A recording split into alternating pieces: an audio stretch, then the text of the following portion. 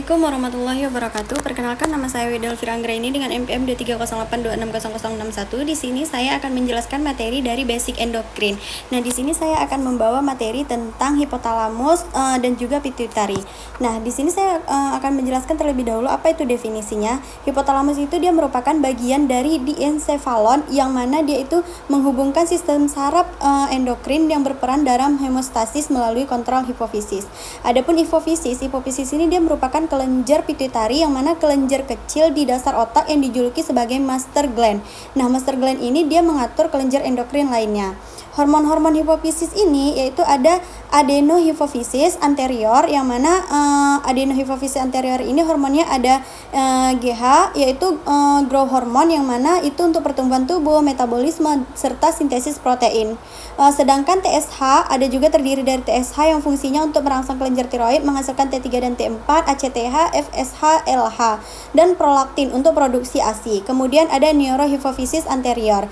Neurohipofisis anterior ini dia hormonnya itu ada ADH dan oksitosin yang mana ADH ini dia reabsorpsi air di ginjal sehingga mengatur osmolitas dan tekanan darah kita. Nah, sedangkan oksitosin sendiri itu kontraksi uterus saat persalinan serta juga untuk ejeksi ASI. Kemudian ada gangguan dan penyakit dari hipotalamus dan hipofisis ini. Adapun penyakitnya itu hipopituitarisme yaitu suatu defisiensi hormon atau kelebihan hormon pada hipofisisnya. Kemudian ada hipofisis adenoma yaitu terdiri dari prolaktinoma itu seperti amenore, kemudian galactorea, kemudian ada adenoma GH, kemudian Cushing disease yaitu ACTH adenoma. Kemudian ada diabetes insipidus sentral yaitu defisiensi ADH, kemudian ada Sheehan syndrome yaitu untuk nekrosis hipofisis pasca perdarahan postpartum. Kemudian mekanisme kerjanya itu hipotalamus ini dia mengintegrasi sinyal saraf, hormon dan metabolik. Kemudian nanti dia mengatur sekresi hormon kita yang mana nanti hipofisis ini mengatur sekresi hormon itu melalui sistem porta dan sistem saraf. Nah, sistem porta ini dia untuk adenohipofisis serta sistem serabut saraf untuk neurohipofisis. Kemudian ada hormon hipofisis yaitu untuk mengatur kelenjar target, tiroid, adrenal, gonan, kemudian mamae.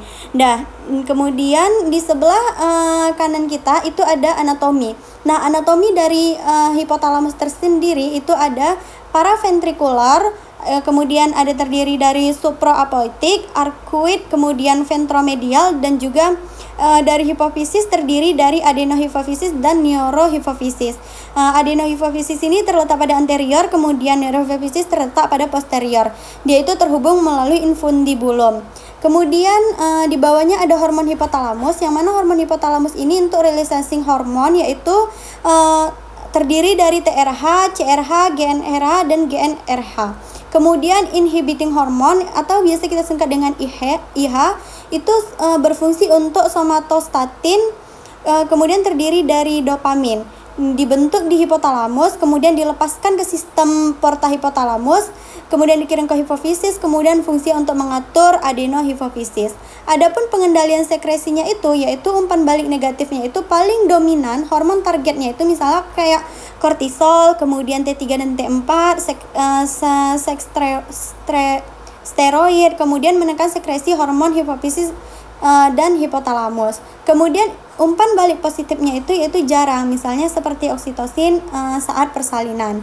Jadi singkatnya itu seperti misalnya dari hipotalamus, kemudian dia itu nanti hormon targetnya umpan balik negatif, kemudian nanti menghasilkan kelenjar target, kemudian merelaksasi inhibiting hormon. Berikut penjelasan dari saya, lebih dan kurangnya saya mohon maaf. Saya akhiri. Assalamualaikum warahmatullahi wabarakatuh.